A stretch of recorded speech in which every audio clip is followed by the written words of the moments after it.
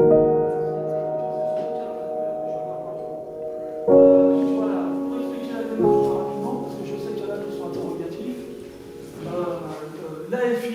je le dis parce que c'est l'AFI qu'on a pris l'initiative de créer ce type de rassemblement, les Insoumis du Lot, ce type de rassemblement de façon à permettre à chaque citoyen de construire, de co-construire, à partir de valeurs communes bien évidemment, de co-construire le projet politique qu'on a besoin et pour le département et pour la région.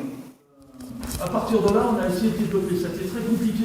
Donc le Covid nous empêche d'avoir une vie normale, sociale et équilibrée. Et en même temps, à un moment donné, on a essayé d'initier un certain nombre de choses, quoi.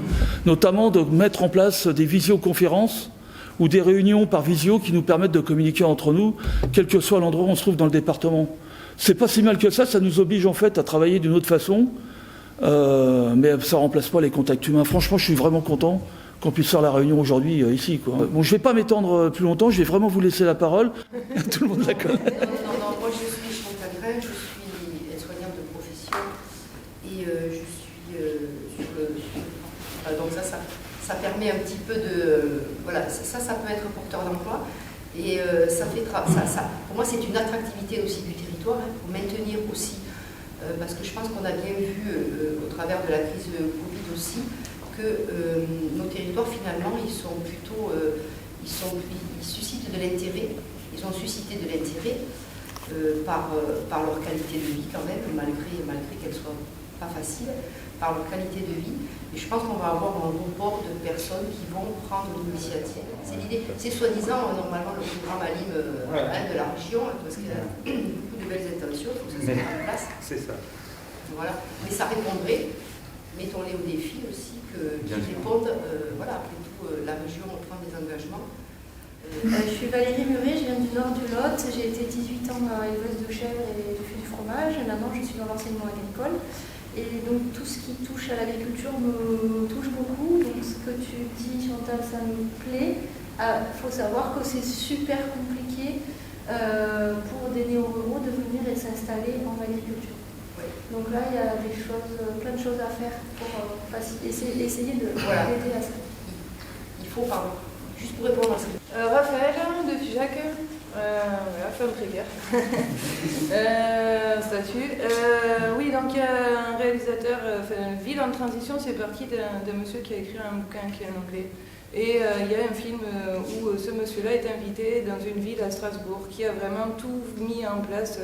Le maire était un ancien mineur et tout mis en place pour arriver à la transition. Au niveau justement cantine et bio et en circuit direct, la mairie a acheté des terrains et ils ont fait venir des gens pour faire justement comme un peu Regain le fait en ce moment, à Figeac, un chantier d'insertion légumes bio pour les collectivités. Et au fur et à mesure que ça fonctionnait, ils ont pu déjà faire de la réinsertion, avoir de la bonne nourriture dans les cantines, et en plus vendre sur les communes aux alentours. Donc ça a très bien fonctionné. Oui. Je viens du coin, en fait, j'ai grandi à Courneux, c'est juste au-dessus, et l'agriculture ça me connaît bien, je connais bien Lyon. La question que moi je me pose, c'est très bien d'avoir l'idée que les régions prennent le budget, les 2,6 millions qui font 1%, pour que les cantines soient gratuites et qu'on insiste pour que ça redevienne local. Je pense que les plus compétents pour mettre ça en place, c'est effectivement les communes, les mairies. Parce que par exemple, à Douai, on a un super exemple. Ils ont installé un maraîcher il n'y a pas longtemps. Bon, là, on n'y pas encore à la cantine de Douai, parce qu'il est trop petit, ils vont en installer un deuxième aussi bientôt. Je pense qu'il faut que, enfin je sais pas, après, sûrement que vous avez déjà réfléchi, mais il faudrait que les régions se mettent en lien avec la commune et que ce soit vraiment à chaque fois au niveau communal qu'on installe des maraîchers très proches des écoles, parce que je ne suis pas sûr, je ne connais pas les chiffres. Et je me demande s'il y a assez de maraîchers bio en fait, dans le coin partout. Et il me semble que non, j'avais fait une réunion avec le maire de Cahors à l'époque, quand il construisait son projet, où il y a quelqu'un qui soulignait ça, je pense. Il disait qu'on était vraiment très loin du nombre de maraîchers. Alors moi je fonctionnaire, je travaille en finance publique, donc l'agriculture c'est moyennement mon domaine de compétence. Néanmoins, pour répondre à cet aspect-là, il est absolument évident qu'on trace une directive qui est, les circuits courts, la cantine gratuite, avec tous les éléments qui ont été abordés, mais après la mise en musique, il est évident que la mise en musique, c'est pas dans un bureau de Picor qu'on va décider pour tout le département. Parce qu'effectivement, on peut être confronté à ce type de difficultés. Je veux bien acheter de la viande sur ma commune, etc., mais j'ai pas de producteur. Bon. Et à ce moment-là, comment on fait? Mais je veux dire, la mise en musique, elle peut se faire que localement. Et c'est là tout l'intérêt justement d'avoir une maîtrise politique et publique du sujet. Parce que localement, les gens, quand ils prennent leurs affaires en main, peuvent très bien avoir d'excellentes idées. Et qu'on n'a pas forcément depuis Cahors, quand on regarde des cartes, etc. Bon, non, je sais bien que l'affaire n'est pas forcément simple, mais moi j'ai tendance à penser qu'à un moment donné, il faut faire confiance aux gens sur le terrain. Pour la restauration collective, en fait, il y a, suivant si c'est une école primaire, un collège ou un lycée, une administration qui s'en occupe plus particulièrement. Pour les écoles primaires, ça va être la mairie. Donc on pourrait dire que, tu vois, pour les cantines des écoles primaires, ça serait la mairie qui s'occupe de ça. Et puis après, pour les collèges, c'est le département qui s'en occupe. Et le lycée, c'est la région.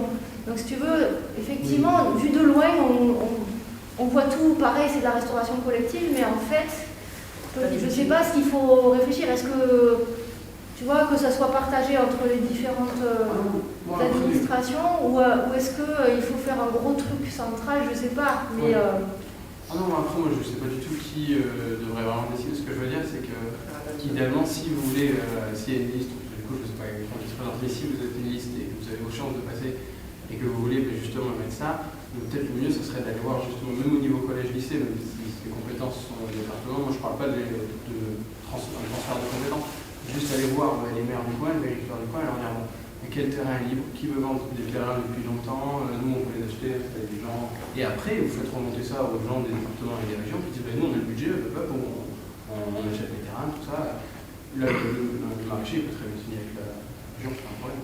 Il y avait Didier qui voulait recauser. Oui, sur cette question-là, il faut savoir qu'en termes d'organisation de la restauration collective, notamment ce qui concerne la restauration collective, école primaire et collège, les lycées c'est un autre sujet, école primaire et collège, souvent ce qui se passe c'est que c'est le collège qui fournit pour les écoles primaires. Ouais. Il y a plein d'endroits où c'est comme ça. Bon, donc là, effectivement, d'un point de vue organisationnel, on sait où sont faits les repas. Après, c'est parce que c'est un arrangement local. Il y en a d'autres où ils vont se servir à la cantine de la maison de retraite. Enfin, c'est pas forcément. Il n'y a pas de règle uniforme sur le sujet. Hein. C'est justement parce que localement, on a essayé de faire au plus intelligent et au moins stupide. Quoi. Voilà. Donc, il faut aussi tenir compte de ça. Mais je pense que l'essentiel dans cette affaire, c'est, au-delà même de la mise en musique et de ces aspects qui sont importants que tu soulèves, c'est savoir dans quel sens on veut aller et quel est le but qu'on se fixe. Et le but qu'on se fixe, c'est, ce qui est proposé, hein, c'est d'une part produire et consommer localement dans les établissements publics et gratuitement pour les gamins. Voilà. Ça, c'est les thèmes qu'on se pose. Et après, on voit comment on fait, si vous voulez. Mais je pense qu'il faut d'abord se poser des questions en termes d'objectifs. On fixe cet objectif-là, pour toutes les raisons qui ont déjà été évoquées sur lesquelles on ne revient pas, et puis après, on se démerde. Si effectivement il y a des terres disponibles à tel ou tel endroit, et puis qu'il y a des gens qui veulent s'installer là-bas, toutes les difficultés, sur les néo-ruraux, je suis d'accord avec toi, je ne suis pas de la partie, j'ai quand même quelques exemples en tête, effectivement. C'est très compliqué, je sais. Bon. Mais c'est très compliqué, mais c'est pas impossible, il faut que la personne ait une certaine volonté pour pouvoir le faire aussi. Mais bon, en tout état de cause, ça fait partie des choses qui sont... Après, la mise en musique, la mise en musique, on voit comment on fait. Mais au moins, quand on est clair dans notre tête pour savoir où on veut aller, déjà, on avance déjà mieux. Quoi. Il y avait Julien qui voulait... Moi, c'était vraiment une remarque. Hein. Oui, donc Julien du Nord du Lot. On parle tout le temps de néo-ruraux, d'installer des gens, de racheter des terres. Il y a aussi des gens en place dont les enfants ont peut-être envie de faire différemment sur l'exploitation, etc. Donc il faut aussi penser aux gens en place. Quoi. Voilà. On a quand même de belles exploitations agricoles, il y a des gens qui font déjà un travail de qualité, qui aimeraient peut-être sauter le pas pour aller en bio notamment, et voilà, ça pourrait être... C'était vraiment une remarque. Ouais, tu voulais causer ? C'est pour reprendre un peu ce que vous disiez, toi et Didier. On a un problème auquel on va être confronté, ouais, effectivement, pour fournir les écoles, les collèges et les lycées encore plus. En bio, on a un problème d'organisation de l'agriculture. Et ouais, il faut changer de logiciel. C'est bien aussi pour ça que moi, je ne déconnecte pas l'élection. Alors là, c'est mon côté FI, hein, je vais être très clair. Je ne déconnecte pas l'élection locale de l'élection qui va avoir lieu en 2022. Est-ce que l'agriculture, on va continuer à avoir l'organisation qu'on a aujourd'hui dans le domaine de l'agriculture, ou est-ce qu'on va inverser les choses ? Est-ce qu'on va favoriser la reconquête alors les circuits courts, etc., la reconquête d'une agriculture bio par les paysans, en disant, par exemple, nous, c'est la proposition qu'on fait, faut former 400 000 paysans. Je parle de paysans, hein. Je ne parle pas d'agriculteurs, c'est volontaire. J'ai entendu la leçon, Valérie. Hein. Exploitant agricole.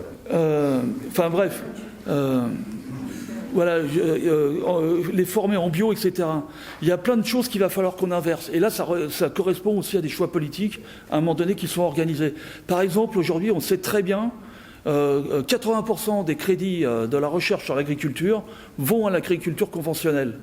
Il faut transformer les choses, il faut que 80% des budgets sur la recherche aillent à l'agriculture bio. On sait faire une agriculture bio moderne aujourd'hui. Le problème, c'est que derrière, il y a un problème de volonté politique. Et j'ai du mal à déconnecter. Mais de la même façon que quand on parle des élections départementales et régionales, la question des institutions, elle va être posée, quoi. On voit tous les transferts de compétences. Tu parlais des communes. Aider les communes à racheter des terrains pour les transformer en terrains agricoles, éventuellement pour fournir. Le gros problème aujourd'hui, c'est que les communes transfèrent leurs compétences sur des grandes communautés de communes. Par exemple, ici, on doit dépendre du Grand Cahors, et où quelques techniciens et quelques élus qui ne sont pas élus, qui s'auto-proclament élus entre eux, décident à la place de tout le monde, et de façon totalement antidémocratique. Donc cette approche des choses dépasse très largement le cadre d'une simple organisation locale, mais bien pose la question des institutions. Est-ce qu'on va regagner des institutions démocratiques? Et moi, pour être très clair, je suis pour une 6e République. Alors, je m'excuse, Raphaël, hein, c'est mon côté FI, mais toi, c'est... des opinions. Ouais. C'est pour ça que c'est compliqué de... Hein? Parce que là, ça tourne pas bien du tout, on est d'accord. Ouais. Parce que même si tu veux mettre en place au niveau local, acheter des terrains, etc., tu vas tomber sous l'autorité de la grande communauté de communes qui va te dire non. Tu vois ? Et donc après, tu as vraiment le problème des rapports de force. Moi, je pense que tu as raison. Hein. Sur le fond, on peut le faire. Mais ça correspond à des choix politiques et des capacités à résister. Hein. Alors le problème, c'est que les élus aujourd'hui sont face à une contradiction. C'est-à-dire que quand ils disent « on va faire notre truc chez nous, on va essayer de faire autrement », le Grand Cahors, ils leur disent « mais le Grand Cahors, Coval d'Or, c'est pareil. Hein. Ou le Grand Figeac, c'est pareil. Hein. » On leur dit « non, tu fais ce qu'on te dit, sinon tu n'as pas de subvention. » Et c'est en permanence du chantage. Je disais qu'en venant à la fac, je me suis aperçu que les étudiants ne mangeaient pas leur faim. Ouais. Certains vivent dans leur voiture également. Et on s'est aperçu qu'il y avait une quantité d'ADF impressionnante à Toulouse. Du coup, on a eu une idée de mettre en place une association. On n'a pas réussi à mettre en place. Mais le but, c'était de récupérer la nourriture des supermarchés qui étaient fumigènes, et de la reconditionner, de la recuisiner à la fac. Et que chaque étudiant puisse manger à sa même manger, cuisiner en même temps et ramène un 5 SDF en bas de chez soi. Nous, on avait eu une idée comme ça qu'on n'a pas pu mettre en place. Ça se fait beaucoup là en ce moment. Hein. Qu'est-ce qui a freiné, pardon? Qu'est-ce qui a freiné? Il a tombé malade et ça... C'était le mot de la réaction, ouais. D'accord. Raphaël? Dans l'idée, moi, je rêverais des maisons de bienveillance qui permettraient d'avoir une soupe populaire à n'importe quel moment, une chambre pour la femme qui se fait taper dessus. Parce qu'en fait, n'importe quel cas d'urgence, il n'y a pas de réponse rapide, c'est toujours débrouillez-vous. Donc ça, c'est complètement intolérable qu'il y ait des femmes qui se retrouvent avec des enfants, du jour au lendemain, elles se retrouvent dans la merde, et il n'y a absolument rien de rien. Elle n'a pas encore causé? C'est Céline. Céline. Je suis ta colistière, donc j'aimerais bien que tu retires mon prénom. Bon, ça commence. Ouais. Des assos, moi je travaille dans une asso d'insertion et des assos d'aide d'urgence pour les femmes, il y en a. Le problème, c'est que c'est là où les collectivités doivent intervenir, c'est qu'elles n'ont pas assez de moyens. Donc il faut créer des places supplémentaires. On ne va pas réinventer des choses qui existent déjà. Il y a des choses qui existent, il y a des gens qui travaillent sur cette problématique. Il y a l'asso Posophilao à l'Uzèche, mais il y en a d'autres. Et la question, par contre, par rapport au village, c'est la mobilité. Moi, les femmes que je reçois qui sont victimes de maltraitance, c'est double peine. Elles étaient installées à Cahors et on les envoie à l'Uzèche. Et en fait, elles sont plus mobiles. Pour certaines, elles n'ont pas le permis. Ou si elles l'ont, elles n'ont pas de véhicule. Et en fait, elles se retrouvent sans travail, sans contact social et complètement isolées, alors que pour le coup, elles auraient voulu rester à Cahors ou dans des villes ou pour lesquelles elles pourraient être dans des endroits où elles sont autonomes en fait dans leur démarche. Et là, on les rend complètement non autonomes quoi, et dépendantes du centre dans lequel elles sont accueillies. Et je parle des femmes victimes de maltraitance, mais c'est la même chose pour les étrangers dont je m'occupe, les exilés. C'est pareil, c'est bien sympa de vouloir les accueillir dans les villages. Je comprends que les Parisiens rêvent de ces villages. Moi, j'ai grandi en milieu très très rural. C'est pas que du plaisir, quoi. Quand on est isolé de tout, alors moi, ça s'est bien passé, puis je pouvais aller où je voulais, mes parents me conduisaient, mais les jeunes dont je m'occupe, ils sont pas mobiles, toujours la même question. Il y a la question du transport sur nos départements.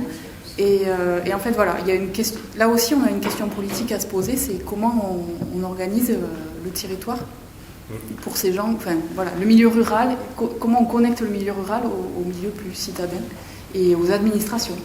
Parce que pour le coup, c'est une vraie violence, que ce soit pour les femmes qui sont loin, ou pour les exilés, ou les jeunes mineurs isolés, ou quoi, qui ont quand même envie, il faut le dire, d'un contact social et puis d'être autonome, quoi, d'une vraie autonomie. Elsa, à toi. Donc pour ceux qui ne me connaissent pas, moi je suis enseignante en maternelle principalement, dans le quartier de Pierre-Rouge à Cahors. Et là on fait le constat. Et tu es conseillère municipale de Cahors aussi. Conseillère municipale à Cahors, c'est vrai. Et on fait le constat dans l'école, sans trop de surprise, mais suite au confinement, on voit les écarts qui se sont creusés entre les gamins du quartier. D'ailleurs, c'est pas l'enfant du quartier, les gamins du quartier qui ont décroché une fois, mais là on voit des écarts impressionnants. Alors en maternelle, on a encore le temps de prévenir tout ça, mais le problème c'est que la situation sanitaire ne permet pas de mettre en place ce qu'on avait prévu, de récupérer les gamins qui sont aujourd'hui en CP, pour les ramener en maternelle, rebrasser pour qu'ils puissent simplement finir leur année de grande section, qui pour l'apprentissage de l'électrique a vraiment une année charnière, c'est là où on apprend les sons, etc. Enfin, c'est vraiment important. Et là, il va y avoir la carte scolaire, je ne sais pas quand est prévu la réunion à Gentrac. Le 13. Ouais, donc on aura eu les résultats de la carte scolaire. La carte scolaire va être décidée le 5 février. Ouais. La dotation en poste pour le Lot cette année, c'est 0. Ouais. Donc nous, il va falloir qu'on se batte à terre rouge pour maintenir des couvertures provisoires. Il va falloir se battre pour ça, quoi. Alors qu'on sait que c'est une année qui est très compliquée, où les moyens sont essentiels. Bon, après, là, c'est pas forcément de la compétence du département, mais on voit tous les enseignants spécialisés, on en dit évidemment que ça va au Cahors. Il y en a deux complètement pour toute l'équipe. Il n'y a pas de création de poste. Après, ça, c'est des politiques nationales qui découlent de ça. Puis, on va encore avoir des attaques fortes avec ce que nous prépare ce cher Blanquer. Mais après, les écoles, on n'est pas forcément dans la compétence du département. Par contre, il y a certainement des choses à faire en lien avec la PMI. Avec la PMI, qui est dans le département, on n'a pratiquement plus d'examens médicaux dans les écoles. Au niveau du centre médico-scolaire, il n'y a plus d'infirmières à Cahors. C'est le cas dans le droit. Et les visites qui avant se faisaient pour toutes les grandes sections avant l'entrée au CPI, qui permettaient de détecter notamment les problèmes de vision, etc. Enfin, sur ces examens-là, des problèmes psychomoteurs, enfin des choses importantes. Le médecin se retrouve à faire tous les examens que faisait l'infirmière, et c'est des visites, ça prend 2 heures par gamin. Et donc maintenant, on les trie. Donc nous, on a un premier dossier, on va faire passer 2-3 évaluations pour situer des choses, et on va faire un pré-tri en disant au médecin scolaire, prends celui-là, celle-là, celui-là, celle-là, parce qu'on sait qu'il ne pourra pas les prendre tous. Donc déjà, on n'a pas intérêt à se planter sur notre pré-tri, on n'est pas médecin, quoi, donc il y a certainement des choses qu'on peut couper. Et là, il y a des choses à faire. Alors la PMI vient de faire des visites encore en petite section, générale, mais je pense qu'il y a peut-être une intervention à prévoir par rapport à ça. Renforcer l'action de la PMI, en tout cas. Raphaël, hier soir, on a eu un échange, parce qu'il y avait besoin de clarifier un certain nombre de choses, quoi. Sur la place de l'AFI, la place des citoyens par rapport... D'ailleurs, la première chose que je t'ai demandé, c'est est-ce que tu veux être candidate ? Oui. Voilà, les choses, elles sont très directes. Il y a aussi, alors si, pour la petite histoire, il y a des gens qui sont excusés, qui m'ont demandé de ne pas venir aujourd'hui, mais qui m'ont demandé s'ils pouvaient venir le 13 février à Gentrac. On va refaire ce type de réunion. Au lieu de la faire dans le sud du département, on la fera dans le nord du département, de façon à pouvoir avoir des échanges. L'élection, elle est départementale, même si c'est des cantons, l'élection reste départementale.